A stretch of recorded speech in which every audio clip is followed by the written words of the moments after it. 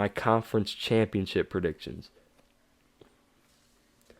Okay, I flipped a coin because I don't want to show any bias. So we're going to start this ACC. We're starting with the ACC. My conference championship prediction is Clemson as the number one team coming out of the ACC playing Georgia Tech. For reasons mentioned in the ratings portion of this show,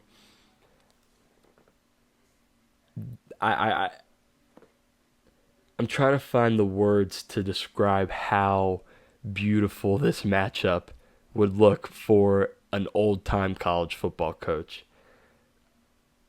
This would be one of the most physical football games you would see in our times of football. Could bring a tear to my eye. That's what you love to see in football. I do have Clemson winning this game. Sadly, I think Georgia Tech drops out of the playoff by losing this game, but I have them at 14, barely missing. Clemson's just got too much star power. I love Georgia Tech; they're the underdog, but Clemson's got too much star power. I mean, they're really good. K. Klubnik. Obviously, you don't really have a distinguished running back per se, but that receiver room is elite. 3 NFL guys in that receiving room. You can't go wrong with that. Defense is strong, solid. I think that's really what carries Clemson here to a win against Georgia Tech. Moving to the Big 12, I have Kansas State as the highest team coming out of the Big 12, Arizona State as the second, but I do have Arizona State winning. I think Arizona State is going to be a better team, just the way I have each team losing.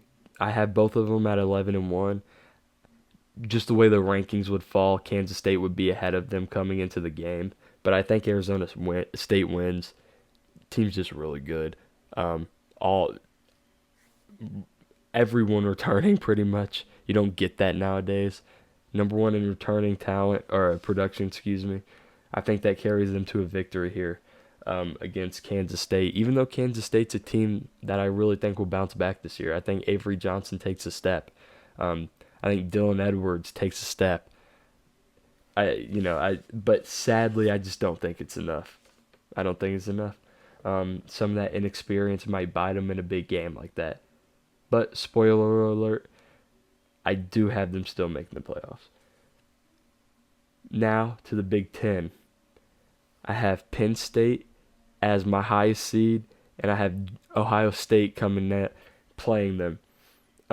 This would be a very, very highly anticipated matchup. I actually have Penn State beating them at Ohio State in the regular season. In this matchup, I have the same thing. No hate to Ohio State. They're going to be a great football team this year. Don't get me wrong. But I think Penn State just really is loaded this year. Now, I agree. They're going to have to show me. I'm going to have to see it to believe it, but I really do think they're going to show me. And that's why I do have them winning the Big Ten. I think all the guys returning, and especially Drew Aller. I think it's Drew Aller season. So that's what I got there. And in the SEC, I have Alabama beating Texas. I have Texas being the lower seed, Alabama being the higher seed. Like I said before, if Ty Simpson plays B to B plus football at quarterback, Alabama can win the SEC, and I think they do. I think they get that at least B football out of Ty Simpson. The rest of the team, you look around them, it's just stacked. Texas is really good too. I think it'll be a close game. I think it's going to be another one of those Alabama, Georgia 2018 kind of finish. Close game. And if somebody were to come in here and tell me Texas wins, you're not going to get a single argument out of me. Not one, I promise. And lastly, I included this conference championship game in here because I believe it will decide who gets in at the group of 5. And I'm sticking my neck out here a little bit. I think UNLV wins. I think they beat Boise State. I think Ashton Genty meant a little too much to that offense for Boise State. Maddox Madsen is back. At quarterback, you got a lot of returning production on the O-line.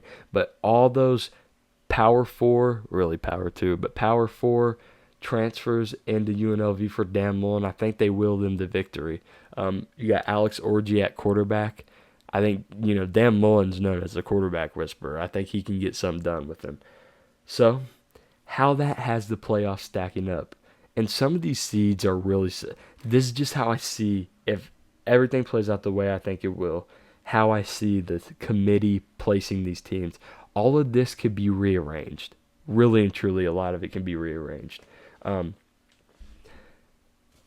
Let's go ahead and get started. I have Alabama at the 1 seed, Penn State at the 2 seed, Clemson at the 3 seed, and Texas at the 4 seed. So those are my 4 first-round byes. 5, I have Notre Dame. At the 6 seed, I have Ohio State. Controversial, I get it. I think you could flip either of those two. And I think really, depending on how close each conference championship game is, I think you can flip Texas and Ohio State. Here's where it gets really controversial. I promise you this isn't bias. I truly believe. I have Florida at the 7 seed. Tough schedule, but I think they're built for it. Spot the ball. And this is the whole thing about a schedule. Yes, you have a schedule put in front of you for week-to-week ball, but that's exactly what it is, week-to-week. You still got to play the Florida Gators. You still got to play them. And I'll say the same thing for Georgia. You still got to play the Georgia Bulldogs week-to-week. You get Texas and Alabama coming in there into Sanford Stadium. Still got to play the Georgia Bulldogs. But Florida at 7. I have Oregon at 8. I think Oregon misses out on the Big Ten title game very, very closely. But I have them at 8 making the playoff. Number 9, I have Arizona State. Big 12 winner. I think they fall. Not fall, but I don't think they're a higher seed simply because the Big 12 champion won't be weighed as high as a 10-2 Oregon, if that makes sense. Even though Oregon, in my prediction, isn't making the playoff. Number 10, and I can tell you, you can flip these 10 and 11 easily because I had it one way originally and I flipped it. But 10, I have Kansas State because I think Kansas State will be 11-1. I think they get in because they're not a 2-loss team in the regular season. Number 11, I have Georgia. Originally, I had those flipped. And then 12, I have my group of 5 team. I have UNLV. How that playoff bracket would shape up. I have Oregon playing Arizona State in the 8 and 9 game. Arizona State will go to Oregon. The winner of that game will play Bama. In the 5 and 12 game, I have UNLV going to Notre Dame. The winner of that will play Texas.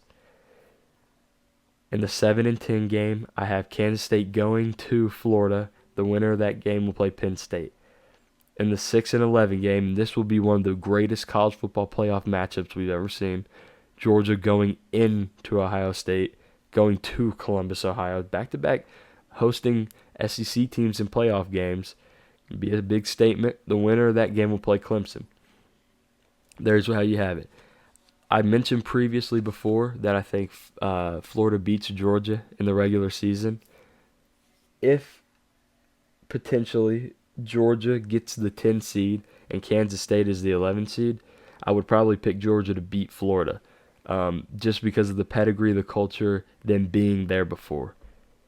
That's how close college football is this year, guys. It's going to be one of those things where it's going to be very blurry. We might have a 2007 protocol here. If you don't know about it, go learn. Look up 2007 college football season. You can find millions of videos about it. I can see it easily being that chaotic. But that is my conference championship and college football playoff predictions.